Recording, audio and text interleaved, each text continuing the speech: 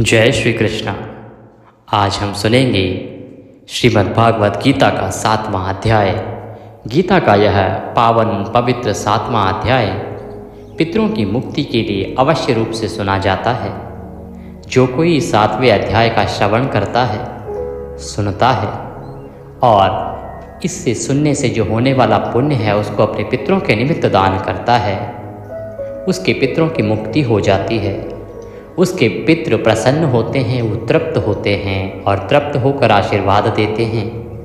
इसीलिए गीता के 7वें अध्याय को अवश्य ही सुनना चाहिए और पढ़ सके तो पढ़ना चाहिए तथा सुनने के बाद इससे प्राप्त होने वाले पुण्य को अपने पितरों के निमित्त दान करना चाहिए। इसकी एक विधि है।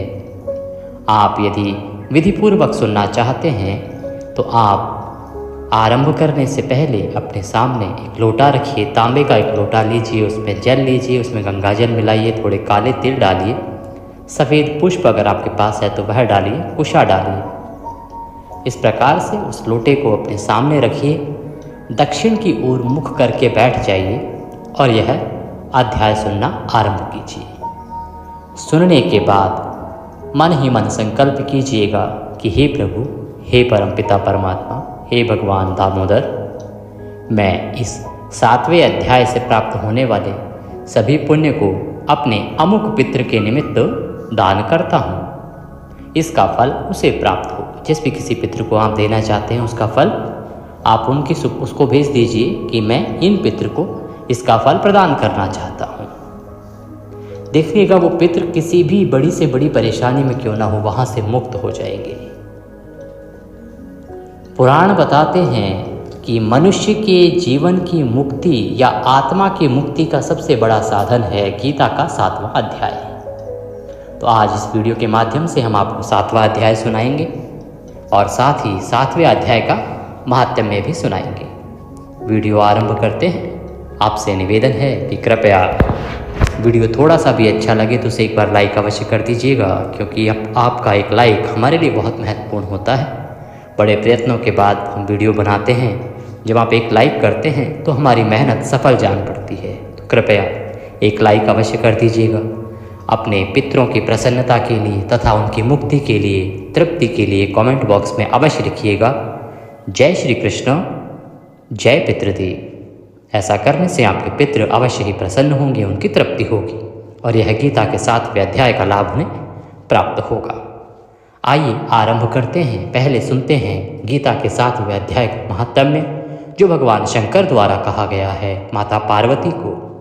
तदोपरांत गीता के 7वें अध्याय का हिंदी में हम पाठ करेंगे और आपको सुनाएंगे। आप देख रहे हैं देवभूमि ज्योति संस्थान का प्रतिष्ठित यूट्यूब चैनल देवभूमि धार्मिक। बात करते हैं युगादि तिथि फाल्गुन अमावस्या की। देखिए, फाल्गुन मास की जो अमावस्या है ना, वो रहेगी 27 फरवरी की। अमावस्या तिथि जो है वो आरंभ हो रही है 27 फरवरी को सुबह 8:54 से और ये अगले दिन 28 फरवरी को सुबह 6:14 तक रहेगी। इस तिथि पर, इस दिन पर कई योग जो है ना वो एक साथ जुड़ रहे हैं। सुबह में उदया तिथि से देखा जाए तो यहाँ पर चतुर्दशी भी है, फिर उसके बाद अमावस्या भी है और इसी दिन पंचक भी शुरू होगा और इसी दिन द्वापर युगादि तिथि भी है। आप सभी लोग जानते होंगे कि 4 युग होते हैं, सतयुग, त्रेता युग, द्वापर युग और कलयुग। ये सभी युग भिन्न भिन्न तिथियों को प्रारंभ हुए हैं, अर्थात जब ये युग की शुरुआत होती है तो सभी युगों में एक अलग तिथि होती है। तो युगादि का अर्थ हो गया युग और आदि, ये 2 शब्दों से मिलके बना है युगादि। युगादि का अभिप्राय हुआ जब युग की शुरुआत होती है। जिस तिथि से युग की शुरुआत होती है उसे युगादि तिथि कहते हैं। युगादि तिथि हमारे शास्त्रों में बहुत ही शुभ मानी गई है। इस दिन आप जो भी जप, तप, ध्यान, स्नान, दान, हवन, यज्ञ आदि करेंगे ना, सबका पुण्य अक्षय हो जाता है। अक्षय का अभिप्राय, अक्षय का मतलब होता है जो कभी नाश ना हो, जो कभी समाप्त ना हो, जो अक्षय रहे, सदा व्याप्त रहे, उसे कहते हैं अक्षय। तो 27 फरवरी को युगादि तिथि है इस दिन जो भी आप पुण्य कार्य करेंगे, यज्ञ करेंगे, जप तप आदि करेंगे, वह कभी भी नाश को प्राप्त नहीं होगा, वह पुण्य सदा आपके साथ रहेगा। 27 फरवरी को युगादि तिथि है। प्रत्येक युग में 100 वर्ष तक हम जो दान करते हैं ना, वह युगादि काल में एक दिन के दान से प्राप्त हो जाता है। इसका श्लोक से भी वर्णन आता है कि युगे युगे वर्षशतेन दानम युगादि काले दिवसेन तत्फलम। इस युगादि तिथि की जो महिमा है ना, ये बहुत से पुराणों में आती है। नारद पुराण में इसका वर्णन आता है, हिमाद्री में आता है, तिथि तत्व जो है उसके अंदर भी है, निर्णय के अंदर भी है, और सिंधु पुरुष में भी इसका वर्णन आता है। चिंतामणि अगर पढ़ेंगे आप तो उसमें भी आता है, विष्णु पुराण में भी इसका वर्णन है, भुजबल निबंध, इन सभी ग्रंथों में युगादि तिथि की महिमा बहुत अधिक बताई गई है। तो युगादि तिथि में आपको सबसे पहले क्या करना है कि खूब भगवान का नाम लीजिएगा, खूब दान पुण्य कीजिएगा, और खूब ही भगवान का पूजा पाठ हवन कर्म आदि कीजिएगा। तो दान पुण्य किसके निमित्त करना है? आपको अपने पितरों के निमित्त करना है। अमावस्या तिथि है तो अमावस्या तिथि क्योंकि पितरों को समर्पित होती है, इसीलिए इस दिन जितना हो सके अपने पितरों के निमित्त दान पुण्य कीजिएगा। साथ ही हमने आपको आरंभ में बताया था कि आप कुंभ स्नान करके आए हैं, कुंभ का जल भी लाए होंगे त्रिवेणी का, उससे किस प्रकार से तर्पण आप करेंगे इस तिथि पर, वहाँ आपको बताएंगे। यदि आपने वह तर्पण कर लिया तो आपके पितृ ये समझिए कि इतने अधिक तृप्त होंगे आपसे, इतने प्रसन्न होंगे और इतना आशीर्वाद देंगे कि आपकी सभी परेशानियां समाप्त हो जाएंगी। आप जानते ही होंगे कि आपके जीवन में परेशानियों का सबसे बड़ा कारण क्या होता है? आपके पितरों की नाराजगी, अतृप्तता। अगर वो तृप्त नहीं रहेंगे, अगर वो प्रसन्न नहीं रहेंगे आपसे, तो वो एक ऐसे कारण हैं जो घर में क्लेश करा सकते हैं, आपकी नौकरी जा सकती है, आर्थिक हालात खराब हो सकते हैं, बिजनेस को नस्त नाबूद कर सकते हैं, आपके घर की माली हालत, आर्थिक हालत इतनी खराब कर सकते हैं कि आप विचार भी नहीं कर सकते। इसीलिए पितृदोष सबसे बड़ा दोष माना गया है। इसीलिए पितरों की पूजा सबसे पहले की जाती है, क्योंकि हमारे यहाँ शास्त्रों में वर्णन है कि यदि किसी के पितृ नाराज हो जाएं तो उसको भगवान भी नहीं बचा सकता, और यदि पितृ प्रसन्न हो जाएं तो भगवान भी उसका बेड़ा पार होने से रोक नहीं सकता। इसलिए अपने पितरों को सदा आपको याद करना चाहिए, मनाना चाहिए, प्रसन्न रखना चाहिए। ये तो अवसर ही ऐसा आ गया है। एक तो युगादि तिथि, उसमें भी आप कुंभ नहा के आए हैं, त्रिवेणी के जल से तर्पण, सोने पे सुहागा। आइए जानेंगे आगे कि विधि क्या रहेगी और कैसे आप ये फल प्राप्त कर सकते हैं। पहले तो जानते हैं कि आपको जो दान पुण्य का कार्य करना है ना, वो कब करना है, और जो माताएं बहनें व्रत कर रही हैं सूक्ष्म जानकारी उसके बारे में करते हैं। उसके बाद हम मुख्य बिंदु पर आएंगे, तर्पण और त्रिवेणी जल से पितरों का स्नान। देखिए, अमावस्या पर 2 प्रकार के व्रत होते हैं। एक तो होता है माता लक्ष्मी के निमित्त, एक होता है भगवान गौरी शंकर का। दोनों ही व्रतों का जो पूजन विधान है वो लगभग सेम है। आपको सुबह सूर्योदय से पहले उठना है, उठने के बाद स्नान आदि करके और भगवान सूर्य देव को जल दीजिएगा, पूजा स्थल की साफ सफाई कीजिएगा, और सबसे पहले आप अपने व्रत का संकल्प कीजिएगा। पूजन की जो सूक्ष्म सामग्री है, पंचोपचार से पूजन करना है आपको भगवान का। पंचोपचार से पूजन के लिए आपको चाहिए रौली, मौली, फूलों की माला अगर हो तो फूलों की माला या खुले पुष्प, धूप, दीप और नैवेद्य। ये 5 चीज़ें चाहिए आपको पंचोपचार पूजन के लिए। ये आपको सामग्री चाहिए, इस सामग्री को एकत्र कर लीजिए। भगवान की तस्वीर या माता लक्ष्मी की तस्वीर या प्रतिमा जो भी है उसको एक चौकी पर स्थापित कीजिए। स्थापित करने से पहले वहाँ पर अक्षत रख दीजिएगा, उसके ऊपर आसन रूप में अक्षत रख के और उसके ऊपर माता को या भगवान गौरी शंकर को विराजमान कीजिएगा। विराजमान करके आसन लगा के आप बैठ जाएं। सबसे पहले व्रत का संकल्प करेंगे, संकल्प के बाद भगवान का पूजन करेंगे। तो संकल्प के लिए अपने सीधे हाथ में जल लीजिए, 1 रुपये का सिक्का दक्षिणा के रूप में कम से कम रखिए, अधिक जो भी रखना चाहें रख सकते हैं। 3 बार बोलिए ओम श्री विष्णु, ओम श्री विष्णु, ओम श्री विष्णु। अपना नाम, अपना गोत्र, जिस स्थान पर बैठकर आप संकल्प कर रहे हैं ना, वहाँ का मकान नंबर, क्षेत्र का नाम, शहर का नाम, फाल्गुन मासे कृष्ण पक्षे अमावस्यायाम पुण्यतिथियो आयु आरोग्यता प्राप्त्यार्थाय, सुख संपत्ति धन संपत्ति प्राप्त्यार्थाय, पुत्र रत्न प्राप्त्यार्थाय गौरी शंकर व्रत माँ लक्ष्मी व्रत पूजनम संकल्पम संकरिष्ये। बोलिए सौ श्री विष्णु शरणौ शरणम प्रपद्ये। और यह संकल्प भगवान के चरणों में अर्पित कर दीजिए। इसके बाद आप बारी बारी से स्नान कराएंगे। सबसे पहले जल के छींटे दीजिए और गौरी शंकर भगवान को स्नान कराइए, माता लक्ष्मी को स्नान कराइए, प्रेम से तिलक लगाइए। माता को तिलक आपने कुमकुम से लगाना है और भगवान शंकर को चंदन से तिलक लगाना है, इसका ध्यान रखिएगा। अक्षत लगाइएगा, फूलों की माला पहनाइए, पुष्प हैं तो पुष्प अर्पित कीजिए, घी का दिया जलाइए, धूप जलाइए, धूप दिखाइए, दीप दिखाइए, नैवेद्य अर्पित कीजिए।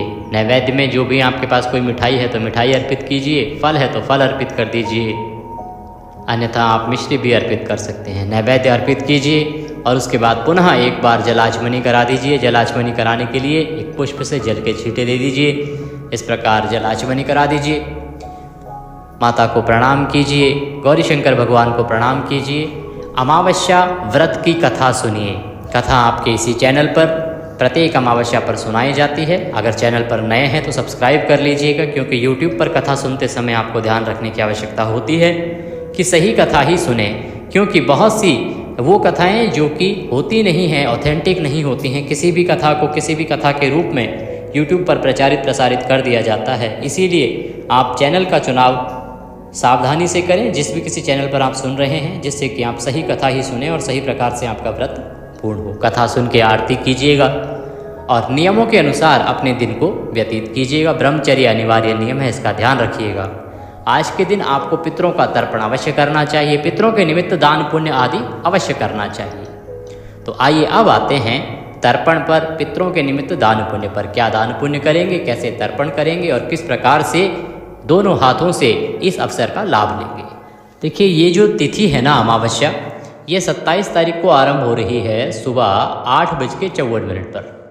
तो इसीलिए जो भी आप दान पुण्य का कार्य करें, पितरों की पूजा का कार्य करें या आप व्रत का संकल्प आदि लें, वो सब इसके बाद ही करेंगे तो उत्तम रहेगा। अमावस्या के दिन यदि आपके लिए संभव हो तो आपको ब्राह्मण को भोजन कराना चाहिए। ब्राह्मण को भोजन कराइएगा, निमंत्रण दीजिएगा ब्राह्मण देव को एक दिन पहले और उनको भोजन कराइएगा। प्रेम से भोजन करा के उनको दान दक्षिणा आदि दे के विदा कीजिएगा। यदि ब्राह्मण को भोजन कराना संभव ना होना तो आप कोई खाद्य सामग्री ले लीजिएगा, जैसे दूध का पैकेट ले लीजिए, उसके साथ फल केले आदि ले लीजिए, उसमें दक्षिणा रख के वह ब्राह्मण को दे दीजिए। वो भी संभव ना हो तो बिस्किट आदि ले लीजिए, उसके साथ दक्षिणा रख के वह ब्राह्मण को दे दीजिए। परंतु इस प्रकार की कोई ना कोई खाने की वस्तु आपको दान अवश्य करनी चाहिए और ब्राह्मण को ही दान करनी चाहिए। ब्राह्मण को क्यों दान करनी चाहिए, इसके विषय पर हम आएंगे अभी, फिर आप समझ जाएंगे कि हम क्यों कहते हैं कि ब्राह्मण को ही दान करना चाहिए। आप सूखा सीधा भी निकाल सकते हैं, अर्थात थोड़ा आटा ले लीजिए, आलू ले लीजिए, थोड़ा घी ले लीजिए, नमक आदि रख के और वह दक्षिणा के साथ ब्राह्मण को या किसी मंदिर में दे आइए। अब बात आती है कि आपको क्यों ब्राह्मण को ही देने के लिए कहा जाता है। देखिए, अमावस्या जो तिथि है ना, हमने पहले भी अमावस्या की जब महिमा बताई थी तो आपको बताया था कि अमावस्या तिथि पर किसी का भी भोजन आपको ग्रहण नहीं करना चाहिए, किसी के भी घर कुछ खाना पीना नहीं चाहिए। अन्यथा जिसके घर आप खाएंगे, जितना आप खाएंगे उससे अधिक अपने पुण्य आप उसको दे आएंगे। ये महिमा है अमावस्या की। अमावस्या के दिन यदि आप दूसरे के आहार खाते हैं तो जितना खाएंगे उससे अधिक आपके खाते से आपके जो पुण्य कर्म होंगे ना, वो कट के उसको चले जाएंगे। इसीलिए अमावस्या के दिन दूसरे का आहार नहीं लेना चाहिए, भोजन ग्रहण नहीं करना चाहिए, खाना पीना नहीं चाहिए। ब्राह्मण को दान और भोजन क्यों कह रहे हैं हम? क्योंकि अगर हम आदिकाल की बात करें तो ब्राह्मण का कार्य है भगवान की भक्ति करना। भगवान की भक्ति करके ब्राह्मण जो है वो सत्कर्मों द्वारा, भगवान की भक्ति के द्वारा, जाप के द्वारा, तप के द्वारा पुण्य अर्जित करता है। और जब आप उसको दान देते हैं, दक्षिणा देते हैं या भोजन कराते हैं तो ब्राह्मण के जो पुण्य कर्म होते हैं वो आपको ट्रांसफ़र हो जाते हैं। इसलिए कहा जाता है कि ब्राह्मण को ही दान देना चाहिए, क्योंकि आदिकाल से ही ब्राह्मण का ही कार्य जो है ये मुख्य रूप से बताया गया है, भगवान की भक्ति, जप, तप आदि कार्य। और ये ब्राह्मण ही आज के समय में भी प्रमुख रूप से करते हैं। वैसे सभी लोग अपने लिए पुण्य कर्म अर्जित करते ही हैं, परंतु ब्राह्मण का तो कार्य ही यही है अगर आप वर्ण व्यवस्था में देखें तो ब्राह्मण का कार्य है सुबह से लेकर शाम तक बस भगवान के भजन करो, भगवान की भक्ति करो, तो उससे पुण्य अर्जित होता है। और आप जब उनको दान पुण्य देते हैं तो उनके पुण्य अर्जित जो किए हैं उन्होंने, वो आपको ट्रांसफर हो जाते हैं। इसीलिए ब्राह्मण को दान देना चाहिए। और हम कहते हैं कि योग्य ब्राह्मण को दान देना चाहिए, अर्थात जो कर्म कांड करता हो, जो भगवान की भक्ति करता हो, अर्थात जो भक्ति करता होगा उसी के पास तो आपको देने के लिए कुछ होगा। आप किसी ऐसे को दान दे दो जिसने पुण्य कर्म कभी किए ही नहीं है, तो उससे तो आपको क्या मिलने वाला है। इसीलिए योग्य ब्राह्मण को ही आपको दान देना चाहिए। ये बात आ गई दान की महिमा की। 1 मिनट में एक विषय पे और आते हैं, उसको समझाते हैं, फिर हम तर्पण आरंभ करते हैं।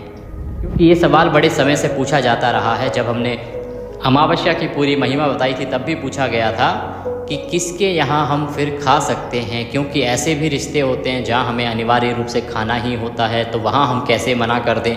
देखिए, आपको अमावस्या के दिन अपने ससुराल में जाके खा सकते हैं, कोई दुख नहीं है, कोई परेशानी नहीं है, कोई आपका पुण्य क्षीण नहीं होगा, क्योंकि वहाँ का रिश्ता शास्त्रों के अनुसार बनाया ही उस प्रकार से है।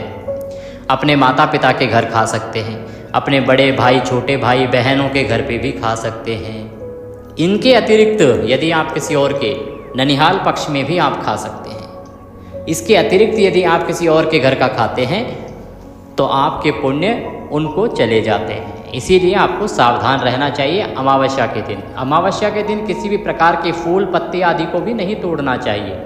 फूल पत्ते आदि को तोड़ना घोर पापजनक बताया गया है अमावस्या के दिन।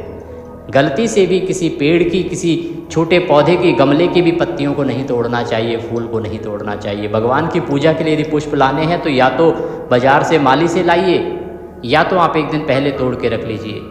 अमावस्या के दिन आप इस प्रकार से पेड़ पौधों से कोई पत्ती ना तोड़ें।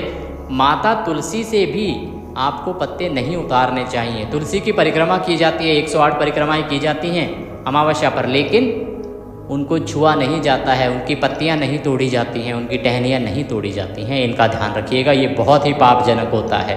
अब आते हैं हम विषय पर कि आप इस अद्भुत तिथि पर किस प्रकार से पितरों को तृप्त करेंगे त्रिवेणी के जल से, और कैसे आप अपने सभी संकटों पर पार पाएंगे। तो आप ऐसा कीजिएगा, एक ना तांबे का लोटा लीजिएगा। तांबे के लोटे में पहले थोड़ा सा त्रिवेणी का जल भर लीजिएगा। अगर आपके पास अधिक है त्रिवेणी का जल तो पूरा ही त्रिवेणी का जल भर लीजिएगा, और अगर अधिक जल नहीं है तो उसमें थोड़ा त्रिवेणी का जल भरिएगा, बाकी शुद्ध जल मिला लीजिएगा।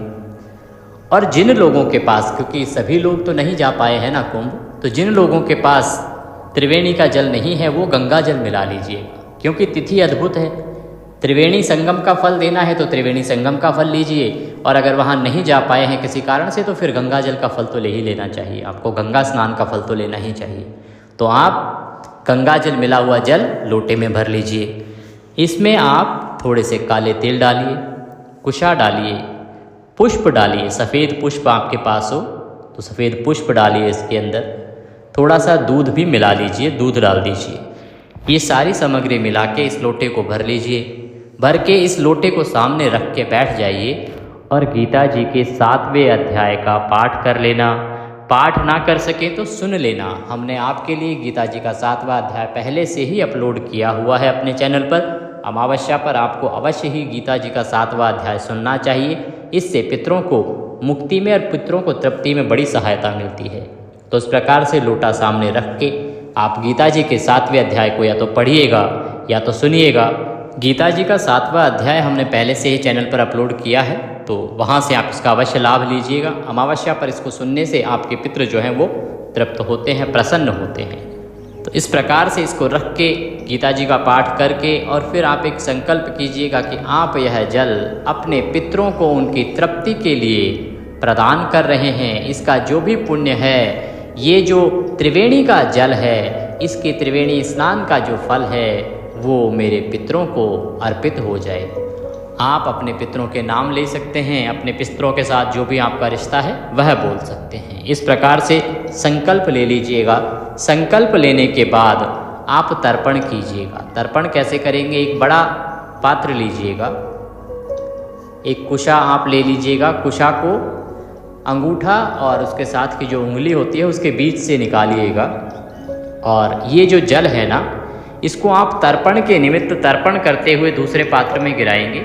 लेफ्ट हैंड से उल्टे हाथ से लोटा पकड़ लीजिए, सीधे हाथ में अंगूठा और उंगली के बीच से कुशा को बाहर निकालिए और वहाँ से जल जो है दूसरे पात्र में नीचे आपको गिराना है। इस जल से छोड़ते जाइए इस लोटे से जल अपने हाथ पे और वहाँ से अंगूठे के साइड से वो निकलना चाहिए। अपने पितरों का स्मरण करते जाइए और स्मरण करते हुए निवेदन करते जाइए कि आइए मेरे पितरों, मैं आपको त्रिवेणी जल से स्नान करा रहा हूँ। त्रिवेणी जल स्नान कीजिए, त्रिवेणी का पुण्य प्राप्त कीजिए, ये त्रिवेणी का पुण्य मैं आपको प्रदान करता हूँ। इस प्रकार से एक एक पितृ का आप स्मरण करते जाइएगा, उनका नाम लेते जाइएगा या रिश्ता लेते जाइए, बोलते जाइएगा और उनको इस प्रकार से तृप्त कीजिएगा। ये कार्य जब आप कर रहे होंगे ना, तो ध्यान रखिएगा कि आपको दक्षिण दिशा की ओर मुख करके ही बैठना है। आप ये कार्य जब करेंगे तो दक्षिण की ओर मुख होगा आपका और उत्तर की तरफ आपकी पीठ होगी। इस प्रकार से बैठ के इस दिशा में आपको ये कार्य करना है। इसके बाद आपको ये जो जल है ना, ये पीपल को अर्पित करना है। पीपल को अर्पित करते समय भी दक्षिण की ओर मुख करके ही आप इसे अर्पित करेंगे और अपने पितरों को स्मरण करते हुए पीपल में चढ़ा देंगे, क्योंकि उसमें सभी का वास माना गया है। इसके बाद आपको सूर्य देव को जल देना चाहिए, सूर्य देव को जल देना चाहिए और इसके बाद ही आपको ब्राह्मण को भोजन कराना चाहिए, दान देना चाहिए। देखिए, पुराण में वर्णन आता है कि 100 वर्ष तक दान करने से, यानी एक युग में आप 100 वर्षों तक दान करते हैं, लगातार 100 वर्षों तक, और तब जितना पुण्य आपका एकत्र होता है ना, उतना फल आपको केवल युगादि तिथि के एक दिन के दान से प्राप्त हो जाता है। सोचिए, कलयुग के 100 वर्षों में आप जो दान करेंगे उतना पुण्य इज इक्वल टू जो अमावस्या है 27 तारीख को, इस दिन दान करने से ही उतना पुण्य प्राप्त हो जाएगा। तो क्यों ना इस अवसर को आप दोनों हाथों से लीजिए साहब, बार बार तो अवसर मिलता नहीं है। इसीलिए इस युगादि तिथि पर पितरों का तर्पण कीजिए, इस विधि से जो बताई है। दान कीजिए अधिक से अधिक और अधिक से अधिक पुण्य कमाइए। अगर आप सूर्य को जल देंगे ना, हमने आपको कहा कि सूर्य को जल दीजिएगा, तो ये अर्घ्य दान कहा जाता है। तो इस प्रकार से जब आप अमावस्या के दिन 27 फरवरी को सूर्य भगवान को एक दिन जल देंगे, तो वह उतना पुण्यदायक रहेगा जितना कि आप 100 वर्षों में अर्जित कर। तो इस दिन आप तुलसी जी में भी जल दीजिएगा, पीपल देवता को भी जल देना है। ये जो पितरों वाला जो जल है ना, ये अलग है। इसके अलावा शुद्ध जल आप पीपल देवता को अर्पित करना। ये तो पितरों के निमित्त आपने अर्पित किया, ये तो पितरों को चला जाएगा। पीपल देवता में भी आप अलग से जल दीजिएगा। तो आपने सूर्यदेव को जल देना है, पीपल देवता को जल देना है, सबसे पहले पितरों को जल देना है, तृप्त करना है उनको। और जितने भी वृक्ष हों, बिल्व पत्र यदि आपके आसपास है कहीं, तो बिल्व पत्र के वृक्ष को आप अवश्य जल दीजिएगा। शाम के समय आप दीपदान अवश्य कीजिएगा, सायंकाल को दीपदान कीजिएगा और यह दिया पितरों के निमित्त जलाइएगा। पितरों के निमित्त जब आप ये दीपदान करेंगे तो यह आपके पितृ जो हैं वो बहुत प्रसन्न होंगे और बहुत अधिक तृप्त होंगे, और वो तृप्त होंगे तो आपको इस जीवन में तृप्ति ही तृप्ति मिलेगी। इसके बाद जो गरीब कुछ मिले, ज़रूरतमंद अगर कोई मिले, तो उनको अवश्य ही आपको कुछ खाने पीने की वस्तुएं देनी चाहिए, उनकी सहायता करनी है, जितना हो सके उनको दान दीजिएगा। इस प्रकार से आपको ये कार्य अमावस्या के दिन करने हैं। और ये संपूर्ण जानकारी जो पुराण हैं उन पर आधारित है। हमने आपको वर्णन भी किया है कि किस किस पुराण में क्या क्या महिमा बताई गई है। तो आपसे पुनः एक बार निवेदन करेंगे कि इस तिथि को आप जाने ना दीजिएगा। आपकी किस्मत, आपका भाग्य बदल सकती है ये तिथि, तो अवश्य ही इस पर ये कार्य कीजिएगा। आपको अवश्य पितरों की कृपा प्राप्त होगी, भगवान शंकर की कृपा प्राप्त होगी। भगवान की कृपा प्राप्त करने के लिए कमेंट बॉक्स में अवश्य लिखिएगा जय शिव शंकर, जय पितृदेव, जय महाकाल। वीडियो थोड़ा सा भी अच्छा लगा हो तो एक बार लाइक अवश्य कर दीजिएगा। भगवान सब पर कृपा करें। जय शिव शंकर।